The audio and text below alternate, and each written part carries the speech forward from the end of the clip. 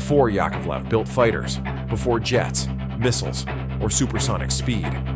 There was just wood, fabric, and one young engineer trying to prove that his airplane could even leave the ground. Yakovlev aircraft were never about being the biggest or the fastest. They were about learning faster than history moved, and history moved fast. This is the full evolution of every Yakovlev aircraft ever built. The beginning, 1927 to 1935. In the late 1920s, the Soviet Union didn't need fighters yet. It needed confidence, proof that its own engineers could design aircraft at all. Yakovlev's earliest planes weren't meant for war. They were meant to answer one simple question: can this thing fly safely? AIR-1, Yakovlev's very first aircraft, built while he was still a student. A simple two-seat wooden biplane that never entered production, but succeeded at something more important. It flew. That flight earned Yakovlev his future. AIR-2, a refined trainer with better performance. This aircraft brought Yakovlev out of the classroom and into the Soviet aviation system. AIR-3, a single-seat aerobatic aircraft. Here, Yakovlev stopped asking, "Can it fly?" and started asking, "How well can it maneuver?" AIR-4, a light utility design experimenting with cabin layouts. Only prototypes were built, but it expanded Yakovlev's understanding of aircraft roles beyond training. AIR-5, a high-wing monoplane trainer. This aircraft marked a quiet but critical shift, away from biplanes toward modern aerodynamic thinking. AIR-6, a two-seat cabin monoplane for sport flying and early training. Comfort and accessibility mattered as much as performance. AIR-7, a racing aircraft built purely for speed. Streamlined, powerful, and ambitious. Yakovlev was no longer just learning. He was competing.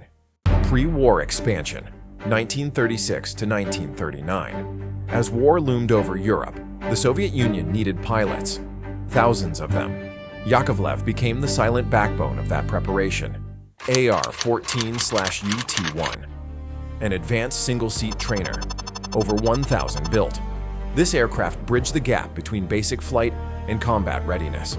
UT-2, the most important Yakovlev aircraft before the war, nearly 7,000 built, simple, forgiving, and mass-producible, perfect for a nation racing against time.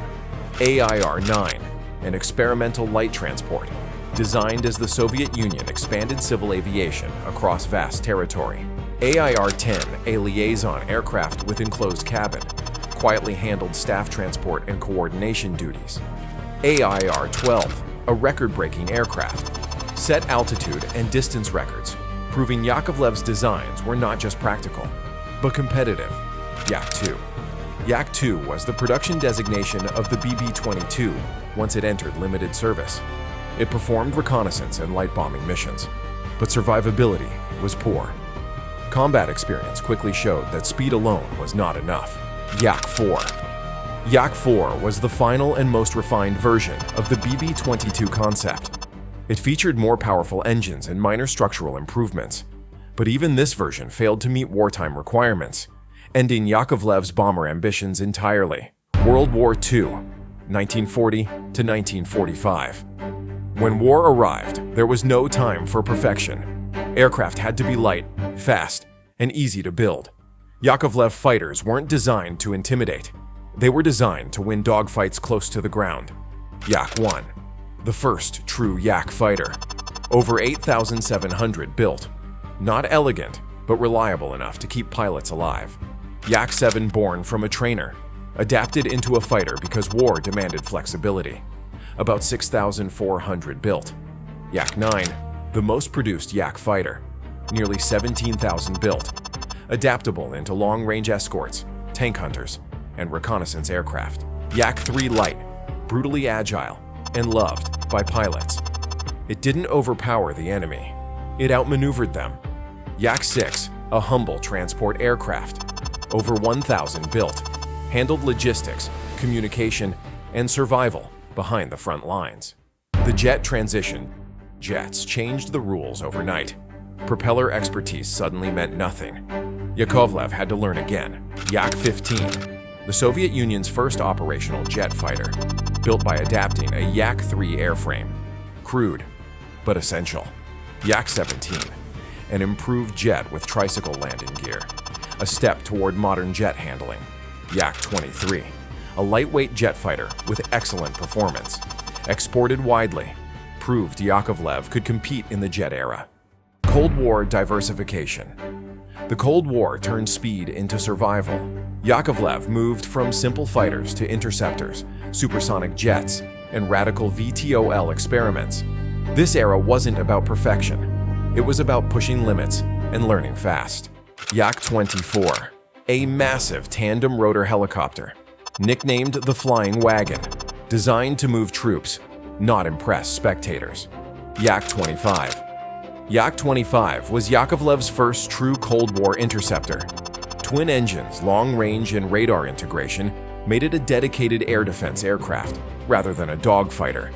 It was built not to chase fighters, but to stop bombers before they reached Soviet airspace. Yak-28. Yak-28 was a completely new step forward. Supersonic performance transformed it from interceptor to a true Cold War workhorse platform. Over 1,100 aircraft were built across multiple specialized roles. Yak-38, a carrier-based VTOL strike aircraft, compromised but operational, proved vertical flight was possible, even if imperfect. Yak-141, the most advanced VTOL fighter prototype ever built, supersonic, too late for service, but far ahead of its time. Modern and civil aviation. After the Cold War, Yakovlev's mission changed. Training pilots in civil aviation became just as important as combat power. From airliners to digital jet trainers, evolution replaced raw speed. Yak-40, the world's first regional jet airliner, over 1,000 built, still flying today. Yak-52. Yak-52 was designed to build discipline, not speed. A tandem seat trainer, it taught coordination, spatial awareness, and confidence under stress. Thousands were built, making it one of the most influential pilot training aircraft of the Cold War. Yak-55. Yak-55 pushed beyond training into pure aerobatic mastery. Designed specifically for competitive aerobatics, it prioritized instantaneous control and energy retention. In the 1980s, Yak-55 dominated international competitions, proving Yakovlev's understanding of how pilots actually fly. Yak-130A modern advanced jet trainer, designed to prepare pilots for 4th and 5th generation fighters. Yak-152, a new generation primary trainer, composite materials, digital thinking. Yakovlev never chased extremes, it chased adaptation. When the world changed, Yakovlev changed with it, from wood to metal, from propellers to jets, from fighters to airliners. Not every aircraft was a success, but every aircraft pushed the story forward, and that story is still flying.